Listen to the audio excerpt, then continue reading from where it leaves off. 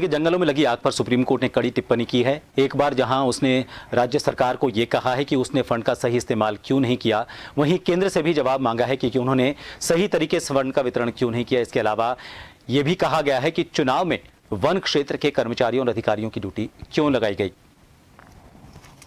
उत्तराखंड में जंगलों की आग सरकार और वन विभाग दोनों के लिए चिंता का विषय है, लेकिन अब इस पूरे मामले पर सुप्रीम कोर्ट ने भी संज्ञान ले लिया है और राज्य की मुख्य सचिव को व्यक्तिगत रूप से कोर्ट में पेश होने के आदेश दिए हैं।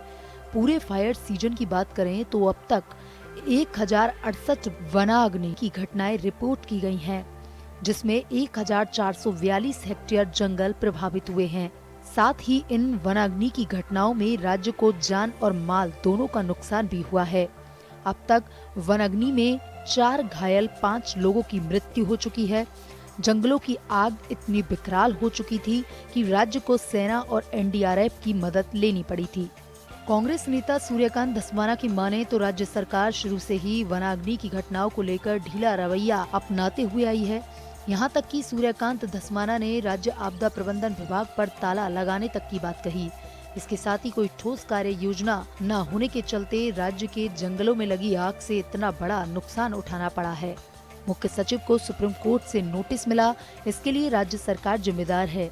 अगर इस मामले में मुख्य सचिव को सुप्रीम कोर्ट से नोटिस मिला है तो सबसे पहले सरकार को राज्य आपदा प्रबंधन के सचिव को नोटिस देना चाहिए। वनाग्नि के मामले में कांग्रेस के जो आरोप थे, सुप्रीम कोर्ट ने उनको मोहर लगा दिया। हमने कहा था वनाग्नि के मामले में राज्य का आपदा प्रबंधन विभाग इसको तत्काल ताला लगा देना चाहिए, इसको बर्खास्त कर देना चाहिए जो अधिकारी इसके हैं।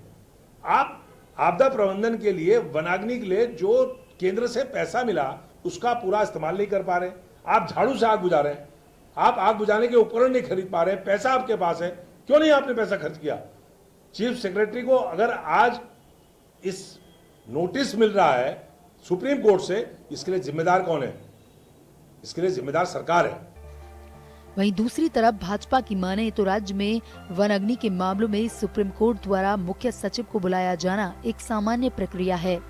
बीजेपी प्रदेश प्रवक्ता कमलेश रमन का कहना है कि चुनाव के दौरान ही फॉरेस्ट फायर की घटना ज्यादा बढ़ी है। ऐसे में अगर वन विभाग के कर्मचारियों की चुनाव ड्यूटी लगी थी तो उसके पीछे भी चुनाव आयोग के निर्देश थे।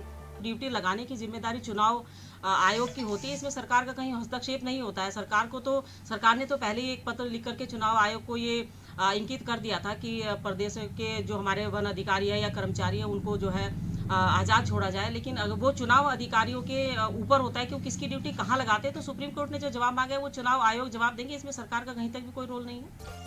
वनाग्नि को लेकर प्रदेश में खूब सियासत हुई। इसके साथ ही पिछले कुछ दिनों में वन विभाग में जो आंकड़े जारी किए उसे देखते हुए लगता है कि राज्य में वनाग्नि की घटनाएं कम हुई हैं।